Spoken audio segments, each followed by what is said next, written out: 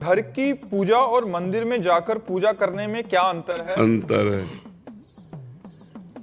घर की पूजा मंदिर में जाकर, फिर तीर्थ स्थान में जाकर, फिर धाम में जाकर, इसमें विशिष्ट फल है।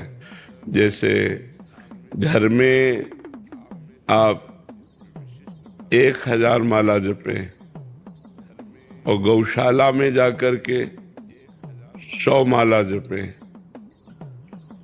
और देवालय में बैठ करके, जैसे भगवान के प्रसिद्ध देवालय है, 1 माला जपें तो 1 माला आपकी 1000 माला के बराबर होगी।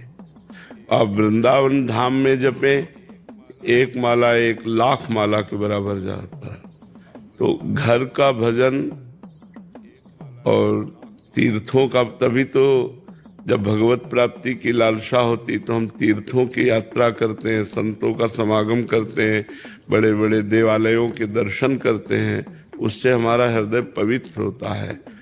तो ये जरूर है कि घर में जो हम उपासना करते हैं उससे कई गुना लाख पुरियों में, धामों में। अब जैसे अपने घर में बैठकर भजन कर रहे हो, गंगा के तट पर बैठकर भजन कर रहे हो, तो अंतर नहीं होगा। गंगा की धारा बह रही हो, आप माला चला रहे हो। अच्छा, गंगा जल के अंदर खड़े होकर भजन कर रहे हो तो उससे भी ज्यादा लाभ होगा। गले तक गंगा जल में खड़े और भगवत नाम स्मरण कर रहे हो, भगवत ध्यान। तो ये भजन की पद्धतियां हैं।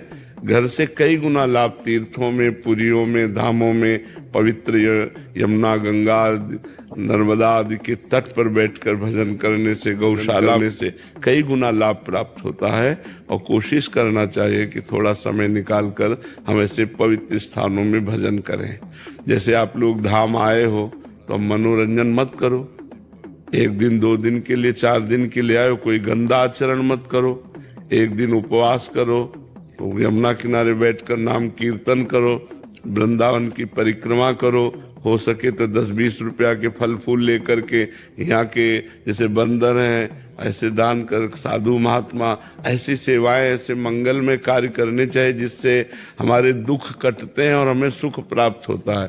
और जो लोग यहाँ आकर के भी गंदे आचरण करते हैं, पापाचरण करते हैं, मनमानी आचरण करते हैं, फिर दुख भोगेंगे।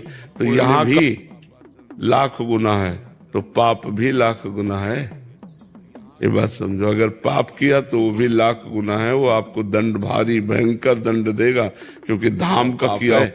सर्वत्र किया हुआ पाप धाम में प्रवेश होते ही नष्ट हो जाता है, लेकिन धाम का किया हुआ पाप फिर आपको कहाँ नष्ट होगा। धाम ही कृपा करे तो नष्ट हो सकता, नहीं भोगना पड़ेगा। वज्र की लीक होता है जी। कीर्ति दुबे जी, यूएसए से। भारत के गांव देश की आत्मा है।